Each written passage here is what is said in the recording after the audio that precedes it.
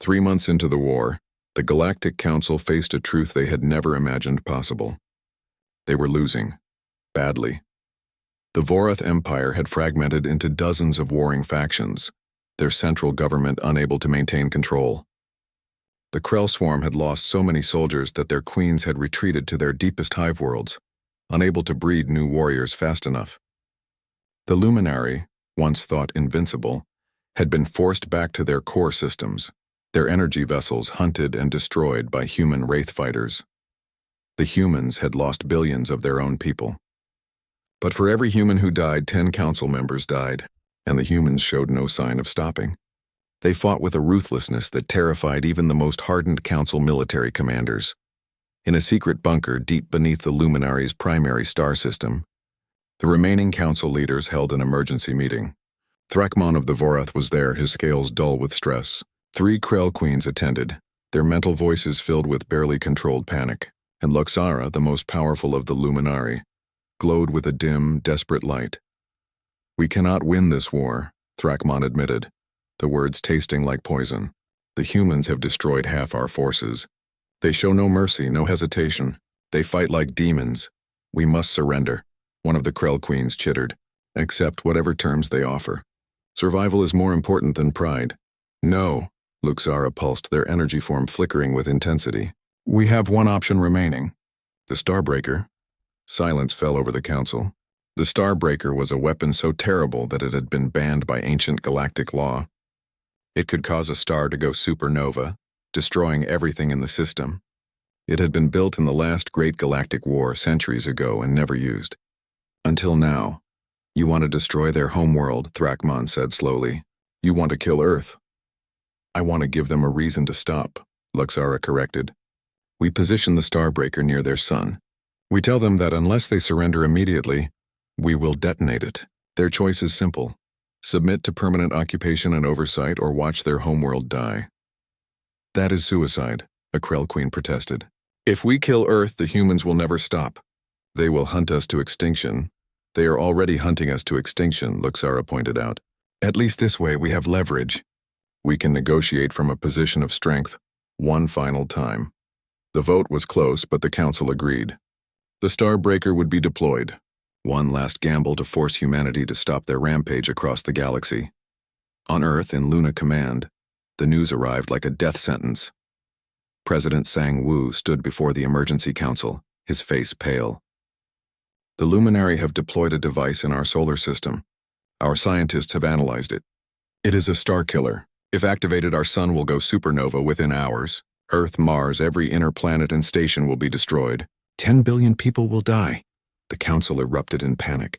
Some demanded immediate surrender. Others called for evacuation. But Admiral Hae-Jin stood silent, her expression unreadable. "Can we evacuate?" one council member asked desperately. "No," Hae-Jin said quietly. "We do not have enough ships to evacuate even a tenth of the population in time. And the Luminari know this. That is why they chose this weapon." "Then what do we do?" Sang-Woo demanded.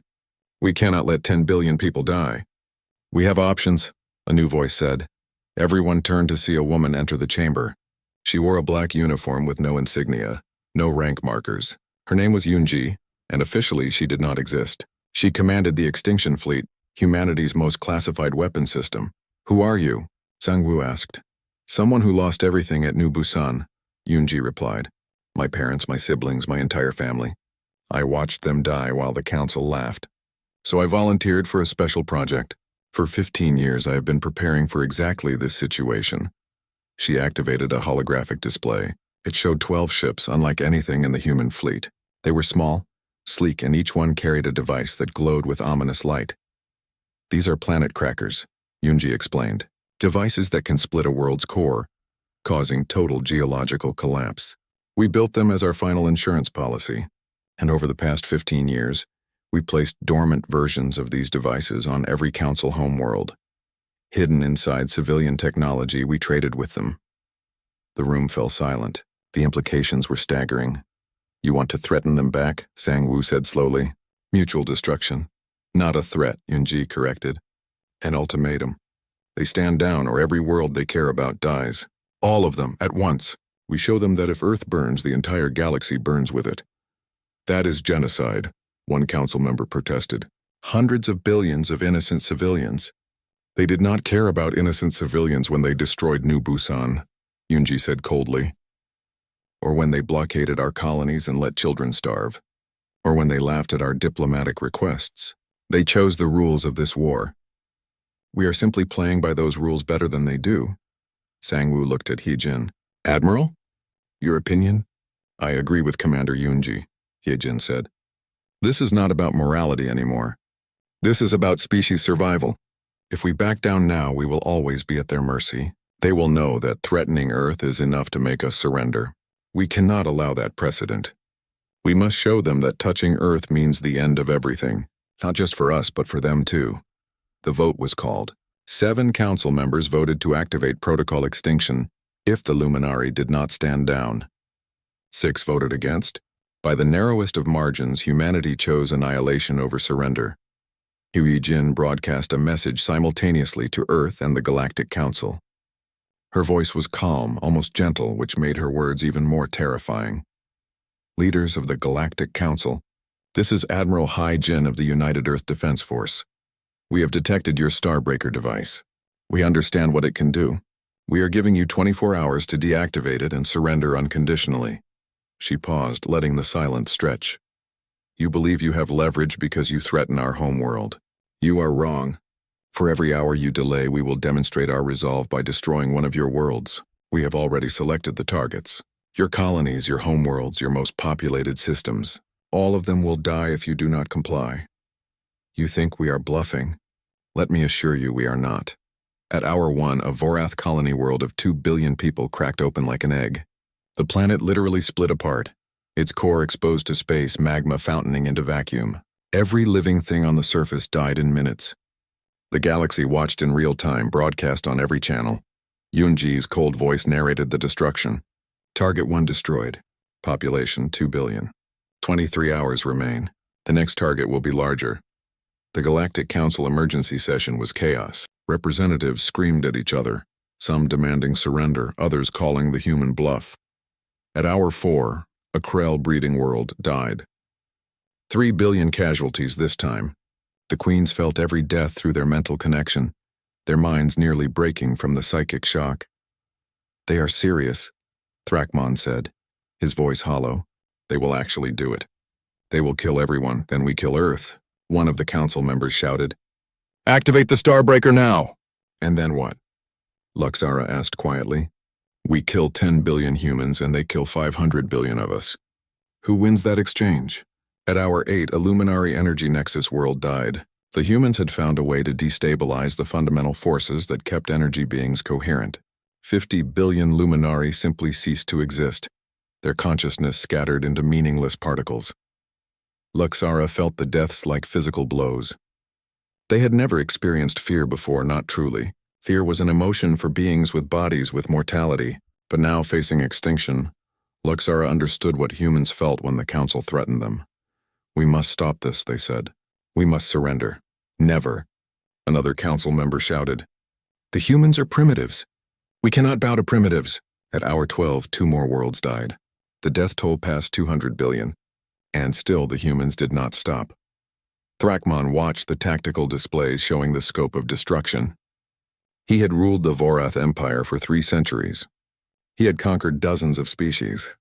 He had never imagined defeat was possible. But now, watching world after world die, he understood. We judged them by our standards, he said quietly. We thought because they sought peace, they were weak.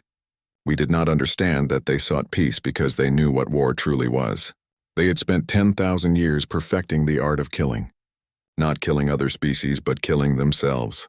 That is why they are better at this than we are. They have had more practice.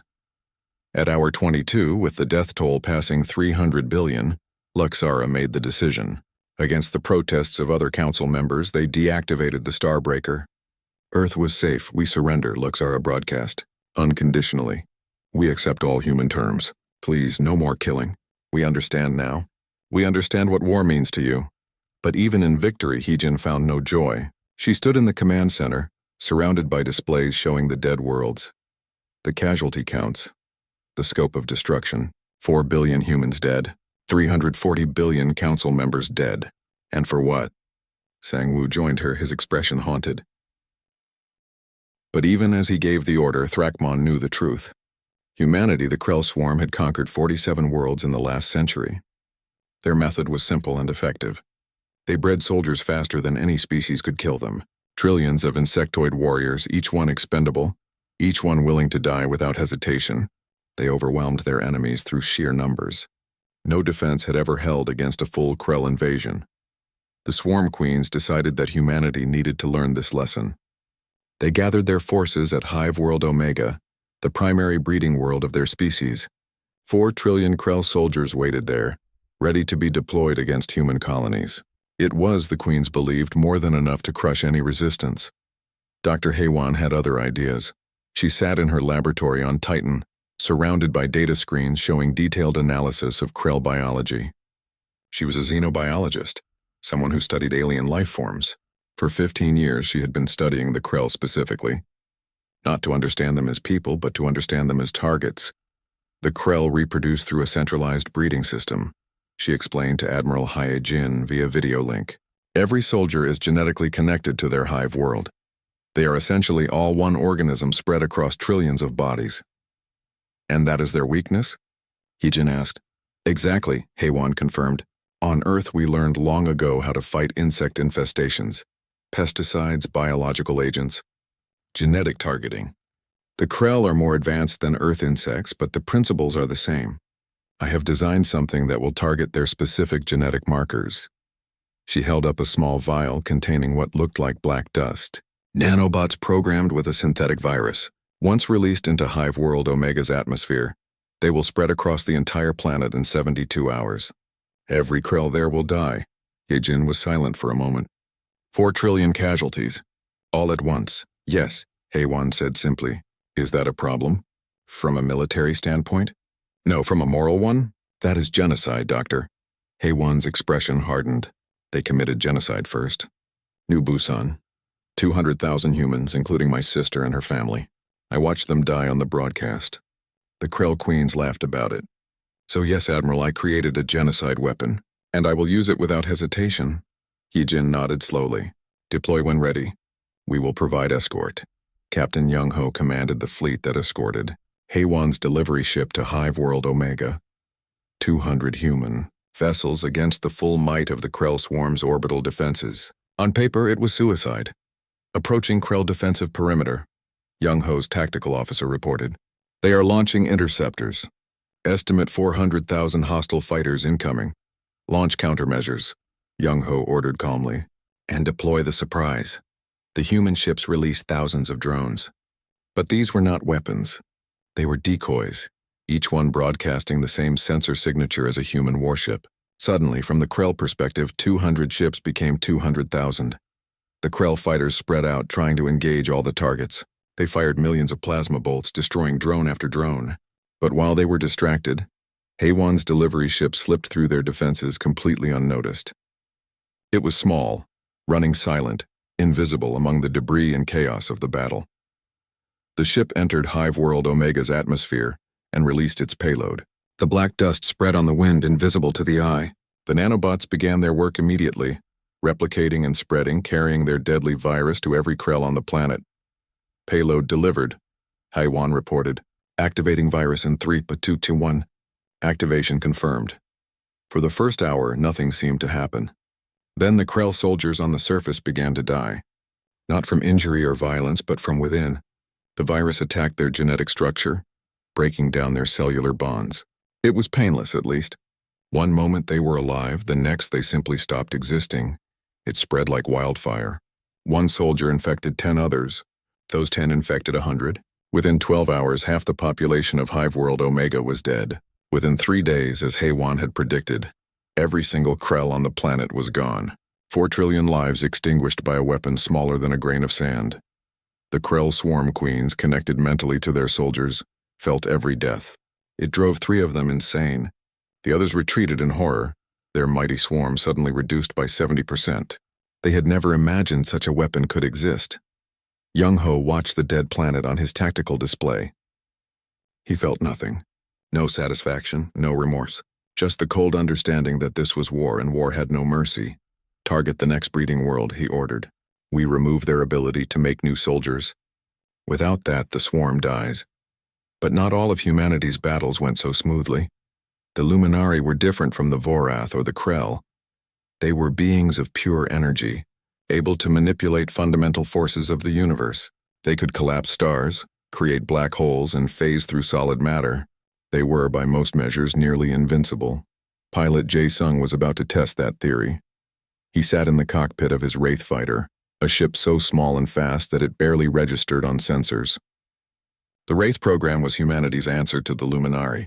If the enemy could phase through matter, then you needed ships that could move too fast to be phased through. You needed pilots willing to push beyond normal human limits. Jae-sung was one of 50 pilots in his squadron. They were all volunteers. They all knew the survival rate for Wraith pilots was less than 20%. They did not care. Someone had to fight the Luminari, and normal weapons did not work. All pilots, this is squadron lead. The commander's voice came through his helmet. Target is the Luminari command vessel. It is protected by 10,000 energy drones. Our mission is to destroy the vessel. Expected survival rate is 0. Anyone who wants to back out can do so now with no shame. Silence on the channel. Then Jae-sung spoke. We did not sign up for this to survive. We signed up to win. Let us show them what humans do when we stop caring about safety. Agreed, the commander said. All ships attack run. No holds barred. No safety limits. Burn out your engines if you have to. Just make sure you hit the target first. The Wraith fighters accelerated. Normal pilots had to worry about G-forces, about the physical limits of the human body. Wraith pilots had cybernetic implants that let them survive accelerations that would turn regular humans into paste. They also had drugs in their systems that eliminated fear and pain. They were more machine than human in combat, and they did not care. Jae-sung's fighter screamed through space at velocities that should have torn it apart. The Luminari drones tried to intercept firing beams of pure energy. They hit 5 fighters in the first second. The pilots died instantly, their ships exploding in bright flashes. Keep going, the commander shouted. Do not slow down. Jae-sung jinked left, right, spinning his fighter in patterns that defied physics. His cybernetic implants let him think faster than normal, react to threats before his human brain even registered them. The drones could not predict his movements because he was not flying like a rational being. He was flying like someone who wanted to die as long as he took the enemy with him. His squadron reached the Luminari command vessel. 40 fighters remained from the original 50. They all launched their weapons at the same instant. Not explosives or missiles, EMP warheads, electromagnetic pulses on a scale never seen before. The Luminari, beings of energy, found their very existence disrupted. The command vessel flickered, tried to phase away, but the EMP cage held it in place. It could not escape. Jae-sung's fighter crashed directly into the vessel at full speed. The impact, combined with the EMP, caused a cascade failure. The Luminari command vessel collapsed in on itself, taking 8 Wraith fighters with it. Jae-sung survived. Barely. His fighter was a wreck, tumbling through space. His body was broken, bones fractured from the impact. But he was alive and he had completed the mission. Target destroyed, he reported through gritted teeth. Command vessel down. Returning to base if possible. Negative, the commander replied. Your fighter is too damaged. We are sending a rescue ship. Well done, Lieutenant. You just proved that the Luminari can be killed. Now we know how to fight them. The rescue ship picked up Jae-sung and the other survivors. 7 pilots out of 50. An 86% casualty rate. Most military forces would consider that a catastrophic failure. Humanity considered it acceptable losses for a successful mission. Back on Earth in the command center, Admiral Hyjin reviewed the battle reports. The Vorath Empire was in chaos. The Krell swarm was broken. The Luminari were vulnerable. Humanity was winning, but at a terrible cost. Casualties? She asked her aide. 4 billion humans dead across all fronts, the aide reported quietly. Most from the initial Vorath attacks before we could mobilize. Current combat losses are approximately 2 million per week. And enemy casualties? Estimated 300 billion across all 3 council species. The Krell losses alone account for most of that. Hyjin closed her eyes. Billions dead. On both sides. This was not war. This was mutual annihilation. But she could not stop now. Stopping meant giving the council a chance to regroup, to counterattack. The only way to end this was to win completely. Continue operations, she ordered. No pause, no me. The Vorath Empire controlled 17 core systems and 42 colony worlds. Their military was the largest in the galaxy, with over 200,000 warships. Their cities were fortresses, their defenses layered and redundant. They had never lost a war in 500 years. They believed they were invincible. Commander Sujin was about to teach them otherwise. The Ghost Fleet emerged from faster-than-light travel at the edge of the Vorath home system. But they did not head toward the military stations or the defense platforms. Those would be expecting an attack. Instead, Sujin ordered her ships to split into 17 groups, each heading to a different target. Remember, she broadcast to her fleet, we are not here to fight their military. We are here to break their empire, target only infrastructure, communications hubs, government buildings, power stations, supply depots, make them blind, deaf, and helpless. The Vorath detected the human ships immediately, of course. Alarms blared across their homeworld. Defense fleets scrambled to intercept. But the humans were not where the Vorath expected them to be. Sujin's group hit the planetary capital from low orbit, but instead of bombardment, they deployed precision strike pods, small, fast, nearly invisible to sensors. Each pod contained a single Marine squad and enough equipment to cause maximum chaos. Lieutenant Kite led one of these squads. His pod crashed through the roof of the Vorath Central Communications Building, a massive structure in the heart of their capital city. Inside were hundreds of Vorath technicians, all staring in shock at the smoking hole in their ceiling. Gas masks on, Kite ordered his squad. Then he deployed the first weapon. Not bullets or explosives. Gas. A chemical compound specifically designed for Vorath biology. It would not kill them, but it would make them wish they were dead. Intense nausea, disorientation, temporary blindness. The Vorath technicians collapsed, retching and crying out in pain. Kite's squad moved through the building methodically. They were not there to kill people. They were there to destroy equipment. Plant the charges on all the main servers, Kite ordered. We have 5 minutes before their security forces arrive. His squad worked with practiced efficiency. They had trained for this mission for years. Every movement was precise, every action planned. In 4 minutes, they had rigged the entire building to explode. Extract, Kite commanded. His squad ran to the roof where their escape shuttle waited. As they lifted off, the charges detonated. The entire communications building collapsed in on itself. The Vorath Empire's ability to coordinate their defenses in this system had just gone dark. This scene repeated itself across 17 Vorath systems simultaneously. Power stations exploded. Government buildings burned. Supply depots were sabotaged. Banking systems crashed as human cyber warfare teams rewrote their financial software. Within 6 hours, the Vorath Empire's ability to function had been crippled, but the humans were not done. Intelligence Officer Bo Ra sat in her station aboard Sujin's flagship, her fingers dancing across holographic keyboards. She was not a soldier in the traditional sense.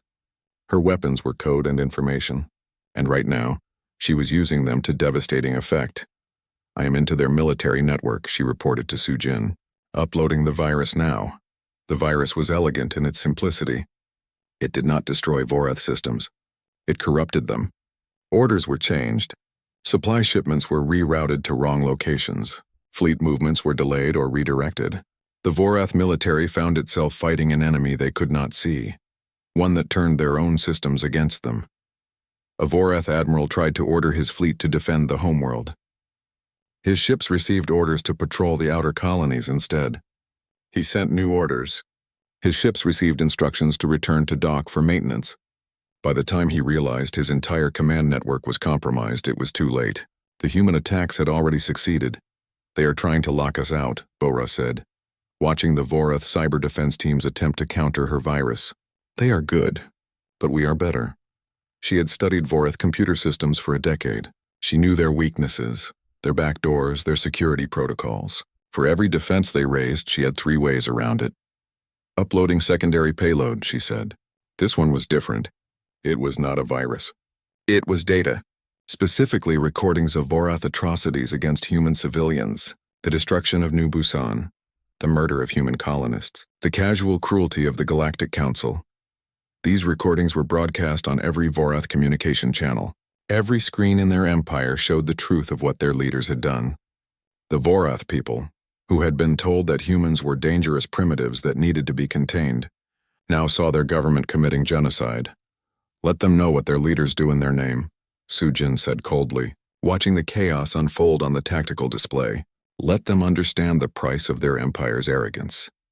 Meanwhile, on the other side of Vorath space, the main assault was beginning. The Vorath had concentrated their largest fleet at their primary shipyards, a massive facility that produced half of their military vessels. 300 warships defended it. It was, by any standard military analysis, impregnable. Captain Young Ho studied the tactical display from the bridge of his ship, the EDS Indomitable. His fleet consisted of only 200 ships outnumbered and supposedly outgunned. The Vorath commander was probably laughing at the foolish humans who dared attack such a well-defended target. Young Ho smiled. Let them laugh. All ships execute Plan Trojan, he ordered. What happened next would be taught in military academies for centuries. Young Ho's fleet did not attack the shipyards. They attacked a seemingly random cargo convoy heading toward the facility. They destroyed 3 supply ships, then retreated. The Vorath fleet did not even bother to give chase. It seemed like a pointless, desperate gesture. What the Vorath did not know was that one of those cargo ships had been carrying a very special payload. Nanobots. Trillions of microscopic machines, now drifting in space, caught in the normal debris field from the battle. The debris would be swept up by automated collection systems and brought into the shipyards for recycling. 6 hours later, the nanobots activated. They did not explode. They did not attack anyone. They simply began to disassemble things. Starting with the structural supports of the shipyards, the facility began to collapse. Sections depressurized. Construction cranes fell. Half-built warships tumbled out of their assembly docks. The Vorath scrambled to evacuate, not understanding what was happening. By the time they figured it out, it was too late. The shipyards, which had taken 20 years to build, were destroyed in less than 12 hours. Not by human weapons, but by the Vorath's own automated systems turned against them. Young Ho watched the facility fall apart and felt no satisfaction, only grim determination. Target the next shipyard, he ordered. We keep hitting them until they have no capacity to build new ships. The pattern repeated across Vorath space. Humans did not fight the way the Vorath expected. They did not engage in honorable fleet battles. They used deception, sabotage, and psychological warfare. They turned the Vorath's strengths into weaknesses. On the 4th day of the war, Vorath Emperor Thrakmon called an emergency council meeting. His empire was in chaos. 17 major systems had lost all coordination. Shipyards were destroyed. Supply lines were broken. And worst of all, his own people were starting to question his leadership. How many ships have we lost? He demanded of his military commander. Fewer than 5,000, Emperor. The commander replied. But we cannot coordinate our forces. Our communications are compromised. Our logistics are in shambles. We are fighting blind. And the humans? What are their casualties? 800 ships destroyed. Approximately 10,000 casualties. Thrakmon felt his blood run cold. They had killed so few humans while their entire empire fell apart around them. How was this possible? They are not fighting like we do, his intelligence chief said quietly. They are fighting like they fought themselves. Their entire military doctrine is based on 10,000 years of warfare against their own species. They know every trick, every strategy, every psychological tactic, because they invented them all fighting each other. Then we adapt, Thrakmon snarled. We learn their tactics and counter them. It is too late for that, Emperor. They have been studying us for 15 years. They know everything about us. Our biology, our psychology, our technology, our military doctrine. They have prepared for this war while we assumed they would never dare fight back. Thrakmon sat heavily in his throne. For the first time in his 3-century reign, he felt something he had never experienced before. Fear. What do they want? He asked. Surrender, Emperor. Complete and unconditional. They will accept nothing less. Never. Thrakmon roared. The Vorath Empire does not surrender to primitives. Then the Empire will fall, Emperor. Because these primitives are better at war than we are. They always have been. We just did not know it until now. Thrakmon stared at the tactical display showing the chaos consuming his empire. In just 4 days, the humans had crippled the greatest military power in the galaxy, and they had done it with minimal losses. Call the Krell the Luminari, he finally said. Tell them we need their full military support. If humanity is not stopped now, they will destroy us all. The message reached Earth Defense Command exactly 3 minutes after Jiho pressed the button. Admiral Hyejin's second-in-command, a stern woman named Sujin, received it first. She read the words on her screen, then read them again to be certain. Protocol Warpath.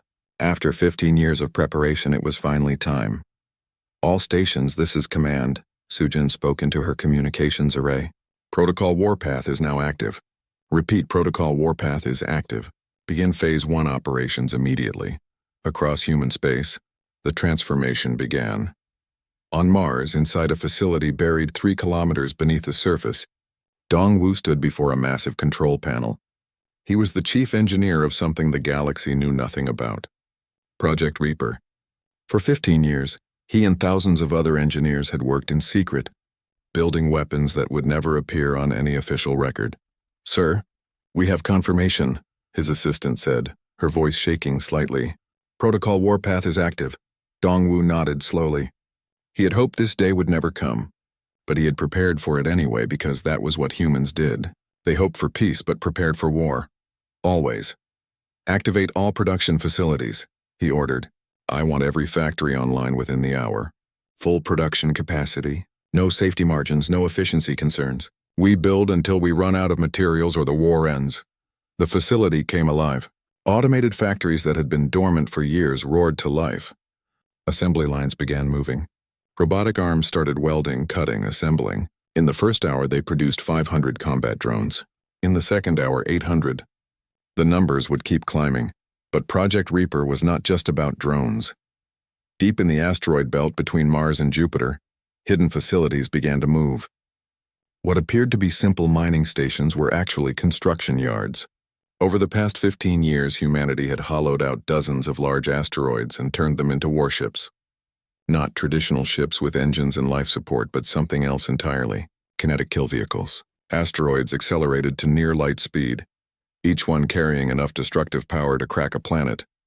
On Europa, beneath the ice, another facility activated. This one was different. Here, humans had built something the galaxy had never seen before. Quantum mines. Devices that could fold space, trap enemy ships, crush them without ever firing a conventional weapon. And in the cold dark between stars, in places no one ever looked, the Ghost Fleet waited. Commander Sujin oversaw this fleet personally. 7,000 warships that officially did not exist. Ships built in secret, crewed by volunteers who had agreed to live in isolation for years. They had been waiting out here in the dark, running silent, invisible to all sensors, waiting for the call. "All ships, this is Commander Sujin," she broadcast on the encrypted channel. "Protocol Warpath is active. Begin combat operations. Target packages are being transmitted now. Remember your training. Remember New Busan. Show them what humans do to those who hurt our families." The Ghost Fleet began to move. They did not head toward human space to defend it. Instead, they plotted courses deep into enemy territory, because humans did not fight defensive wars when they could avoid it. They fought offensive wars. They took the battle to the enemy's home. Back on Earth in Geneva, the United Earth government held an emergency session. President Sangwoo addressed the Council of Representatives from every nation and colony. "My fellow humans," he said, his voice heavy with emotion. "Today, the Galactic Council showed us their true nature. They destroyed New Busan. 200,000 of our people dead. Men, women, and children murdered to make a point." The council chamber erupted in angry shouts. Sangwoo let them vent for a moment, then raised his hand for silence. "But they have made a mistake," he continued. "They believe we are weak because we sought peace. They do not understand that we sought peace because we know the alternative. They do not know our history.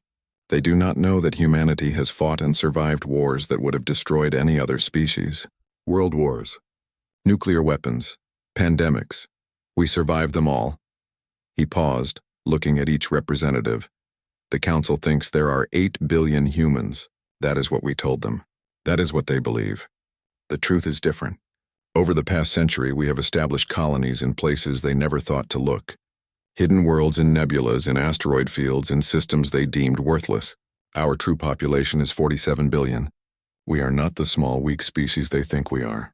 Shocked murmurs filled the chamber. Even many of the representatives had not known the full extent of humanity's expansion. "Today we stop hiding," Sangwoo declared. "Today we show the galaxy what humanity really is. We are the species that climb to the top of Earth's food chain by being better predators than anything else on our world. We are the species that learn to split atoms and reach for the stars while still fighting each other. We are survivors. We are warriors. And we will not be exterminated. The vote was unanimous. Humanity was going to war. In orbit around Earth, the defense fleet had already begun mobilizing. What the Galactic Council did not know was that every human ship, from the smallest cargo hauler to the largest civilian transport, had been designed with hidden capabilities. Weapon mounts that could be activated in hours. Armor plating that deployed at the press of a button.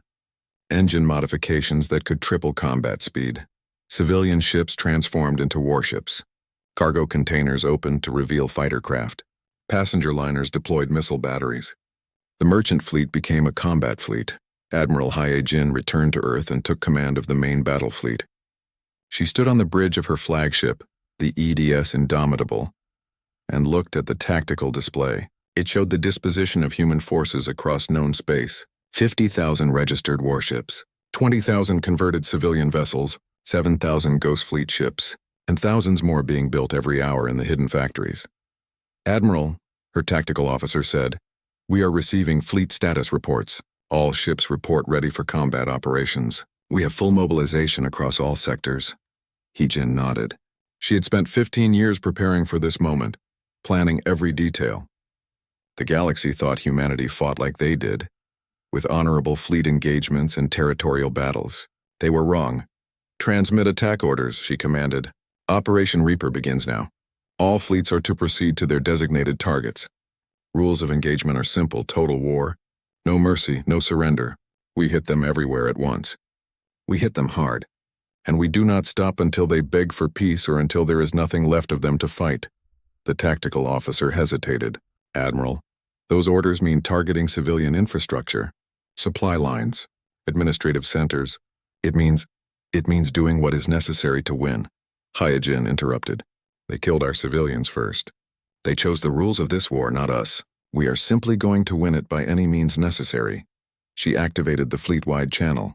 Every human ship, every station, every colony would hear this message. "People of Earth and her colonies, this is Admiral Hye-Jin. You all know what happened at New Busan. You all know what the Galactic Council thinks of us. They see us as primitives, as animals that achieved spaceflight by accident. They are about to learn the truth." She paused, choosing her words carefully. "We are not primitives. We are the most dangerous species in the galaxy." "Do you know why?" "Because we spent 10,000 years fighting ourselves. We invented every weapon, every tactic, every strategy of war while fighting our own kind. We learned to be ruthless because survival demanded it. We learned to be creative because the enemy was just as smart as we were. We learned to never give up because surrender meant death. The Council species have fought other aliens, but they have never fought themselves. They do not understand what it means to face an enemy that thinks like you. That is just as intelligent, just as determined. They are about to face that enemy. Us. Every human who can fight will fight. Every ship, every weapon, every resource we have will be devoted to this war. We will not stop. We will not rest. We will show them what total war means. We will show them what happens when you threaten humanity with extinction.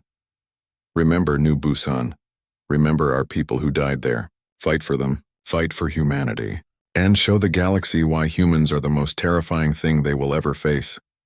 The channel closed. Across human space, billions of people heard her words. On Earth, people looked up at the stars with determination. On the colonies, families prepared for war. Everyone had a role to play now. The galaxy had underestimated humanity. They thought a species that talked about peace must be weak. They did not understand that humans talked about peace because they knew war better than anyone else. They had perfected it over millennia of fighting themselves. Now the Galactic Council would learn that lesson.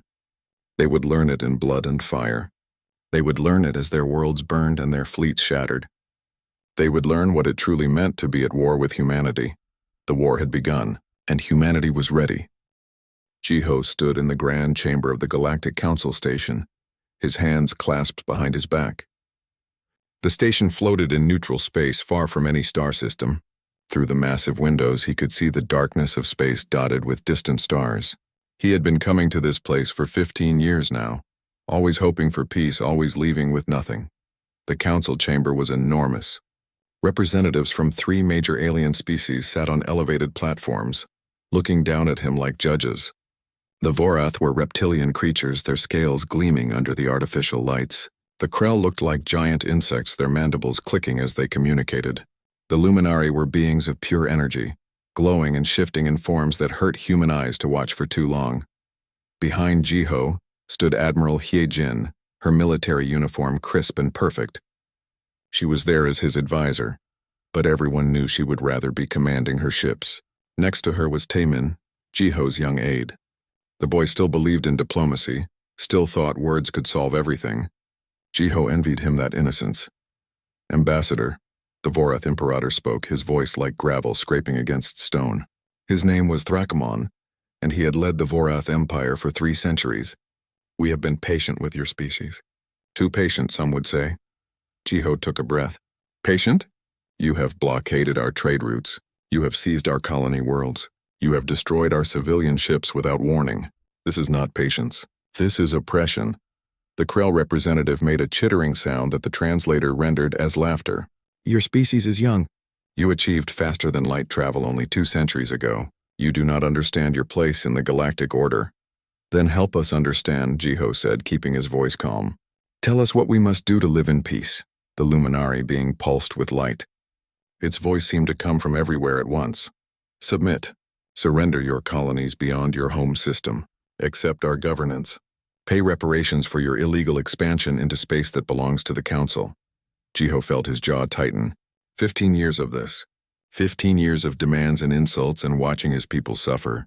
Those colonies have human families. Children born on those worlds. You are asking us to abandon millions of our people. We are telling you, Thrakmon corrected. This is not a negotiation, Ambassador. This is an ultimatum. You have 1 standard galactic cycle to comply. If you refuse, we will implement containment measures.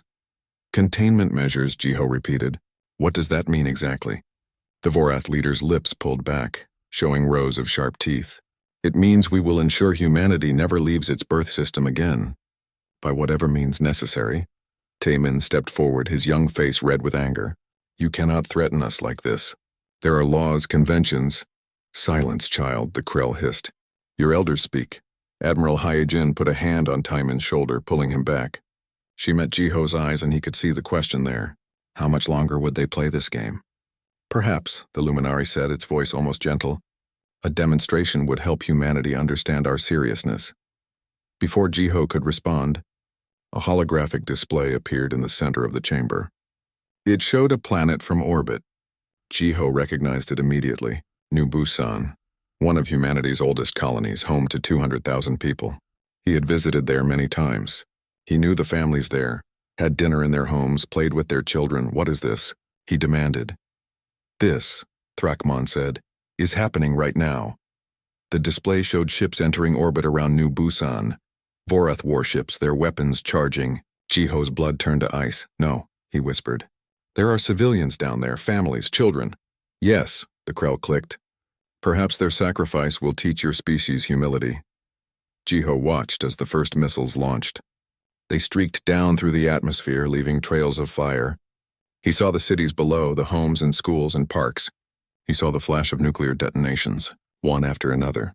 The surface of New Busan turned bright white, then red, then black as the atmosphere burned away. Stop this, Taemin screamed. Please stop this. But the council representatives just watched. The luminary pulsed with what might have been satisfaction. The Krell's mandibles clicked in their version of laughter. Thrakimon's eyes never left Jiho's face. 200,000 people, gone in minutes. Jiho had known many of them by name. The Kim family who ran the noodle shop, Teacher Park who taught children their history, Dr. Choi who delivered babies. All of them dead. Now, Thrakmon said as the display faded. Do you understand? This is the price of defiance. Comply with our demands or more worlds will burn. The chamber was silent. Even Taemin had stopped crying, his face pale with shock. Admiral Hyejin's hand rested on her sidearm, but she made no move. Not yet. Jiho stood very still. In his mind, he saw the faces of the people he had known on New Busan. He remembered the promises he had made to them. Safety, peace, a future for their children. He had failed them all. Ambassador? Thrakmon prompted. Your response? Jiho reached into his jacket pocket. The council guards tensed, but he moved slowly, carefully. He pulled out a small device no larger than his thumb. It looked like a simple communications device, but it was so much more. For 15 years, Jiho said quietly, I have come here seeking peace. I believed that reason could prevail, that understanding could bridge our differences. He looked up at the council representatives. I was wrong. Then you will comply? The luminary asked. Jiho smiled, but there was no warmth in it.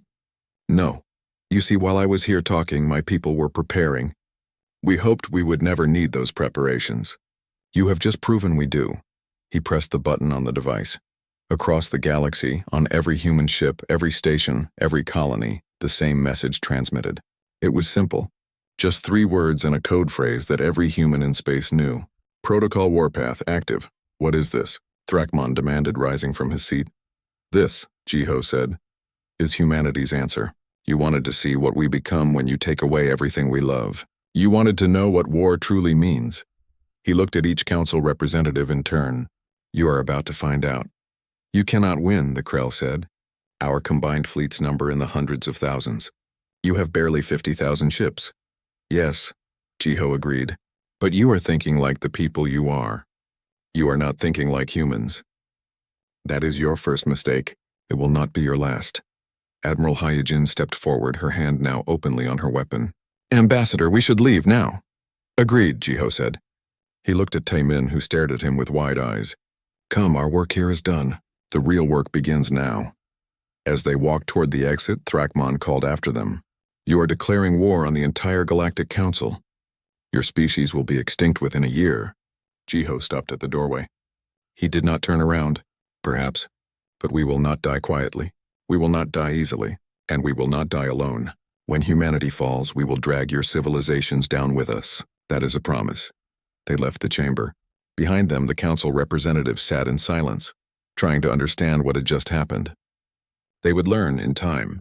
They would learn what it meant to fight a species that had spent its entire history perfecting the art of war. A species that had survived ice ages, plagues, and its own violent nature. A species that had learned one crucial lesson. The only way to ensure peace is to be too dangerous to attack. The galaxy was about to get that lesson firsthand.